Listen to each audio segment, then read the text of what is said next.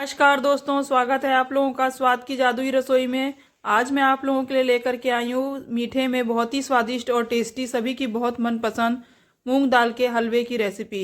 अधिकतर तो हम मूंग दाल का हलवा शादी पार्टी वगैरह में जाते हैं तभी हम खाते हैं, क्योंकि हमें लगता है कि घर पर बनाना इसे बहुत ज़्यादा मुश्किल है।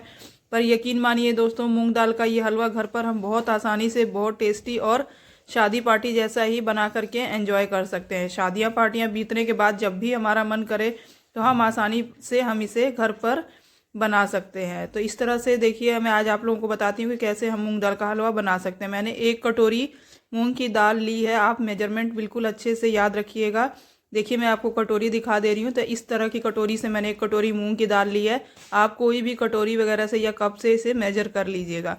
इसे हमने अच्छी तरह से रात भर फूलने के लिए छोड़ दिया था और दाल अच्छे से फूल कर सॉफ्ट हो गई। अब हम इसे मिक्सी का जार ले लेंगे और बिल्कुल 1-2 चम्मच पानी का इस्तेमाल करके हम इस दाल का एक दरदरा सा पेस्ट बना करके तैयार कर लेंगे। पानी हमें इसमें कम से कम यूज़ करना है और दरदरा पेस्ट बना करके तैयार कर लेना है। तो दाल हमारी अच्छे से पीस गई है। अब हम एक कढ़ाई ले लेंगे। अगर आपके पास नॉनस्टिक कढ़ाई है तो आप नॉनस्टिक ले लीजिए।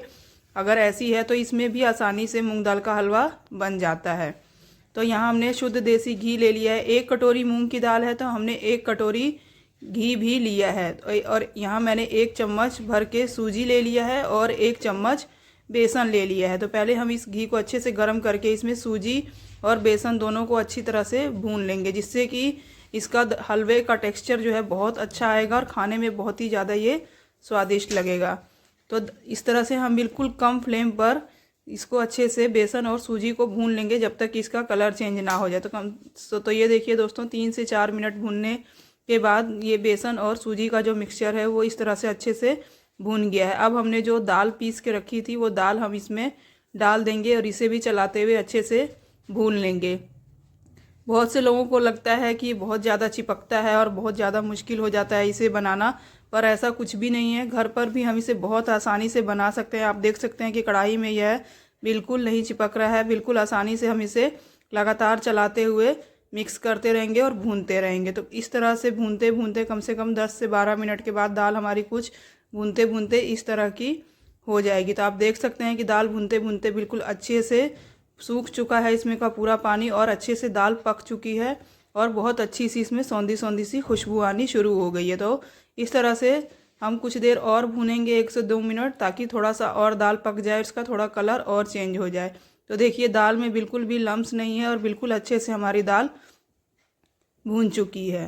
तो इसी तरह से हमें इसे लगातार चलाते हुए भूनना है। दाल को बिल्कुल भी बीच में छोड़ना नहीं है, नहीं तो यह तले में पकड़ लेगा। इस तरह से लगातार चलाते हुए हमें दाल को भूनना है और बिल्कुल भूनते भूनते दाल इस तरह से हो जानी चाहिए। ये देखिए, बिल्कुल ये भुरभुरी हो गई, बिल्कुल भी दाल गीली नहीं रहनी चाहिए। तो इस तरह से हमने दाल को चलाते हुए, तो इस तरह से इस दाल को भूनने में हमें कम से कम 15 से 20 मिनट लग जाते हैं और हमें दाल को बिल्कुल कम फ्लेम पर ही भूनना है। मीडियम से लो फ्लेम में हमें इसे भूनना है। हाई फ्लेम पर आप इसे भूनेंगे तो दाल कच्ची रह जाएगी।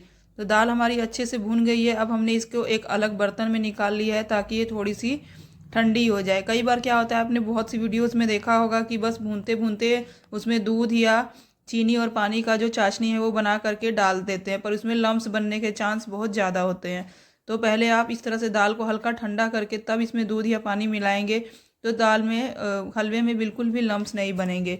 तो दाल को अलग बर्तन में निकालने के बाद मैंने यहाँ फिर से घी ले लिया है और इसमें ड्राई फ्रूट्स जो हमने कट करके रखे हुए थे उन्हें अच्छे से भून करके निकाल लिया। भूनने से जो है ड्राई फ्रूट्स का जो स्वाद है वो बहुत ज़्यादा टेस्टी हो जाता है और ज़्यादा बढ़ जाता है।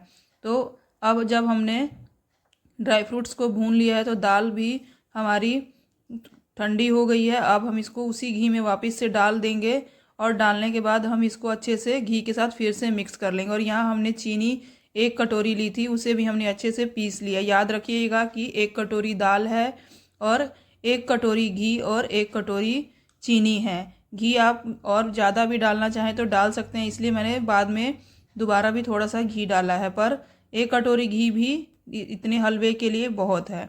और इसमें 1 चम्मच बेसन और 1 चम्मच सूजी रहेगा। इन सब मेजरमेंट को आप अच्छे से अगर याद करके बनाइएगा तो आपका मूंग दाल का हलवा बहुत ही अच्छा बन करके तैयार होगा। तो यहाँ हमने पिसी हुई चीनी मिलाई है। आप चाहें तो उसे चाशनी का भी बना करके उसमें भी डाल सकते हैं। पर इस तरह से आप चीनी पीस करके जब इसमें डालेंगे तो दाल जो है वो अच्छी तरह से चीनी के साथ मिक्स हो जाएगी। चीनी के साथ अच्छी तरह से दाल को मिक्स करने के बाद हमने यहाँ दूध डाला है और देखिए हलवे की कंसिस्टेंसी बिल्कुल बढ़िया बन गई है। और यहाँ मैं थोड़ा सा पीला फूड कलर इस्तेमाल कर रही हूँ, टोटली ऑप्शनल है, आप चाहें तो इसे स्किप भी कर सकते हैं। तो इस तरह से हम सारे हलवे को अच्छे से मिक्स करके धीमी आंच पर अच्छे से धीमे धीमे भूनते रहेंगे। तो ये देखिए, आप देख सकते हैं कितना बढ़िया हमारा ये हलवा तैयार हो गया और बर्तन से भी बिल्कुल अलग होने लग गया और घी भी इसमें से अलग हो गया है। तो इस तरह से हमारा ये बहुत ही टेस्टी सर्दियों का बहुत मज़ेदार मूंग दाल का हलवा बन करके तैयार हो गया। तो इस तरह से आप इसे अब बहुत आसानी से घर पर भी मूंग दाल का हलवा बना करके एंजॉय कर सकते हैं। मैं आपको इसे सर्व करके दिखा रही हूँ।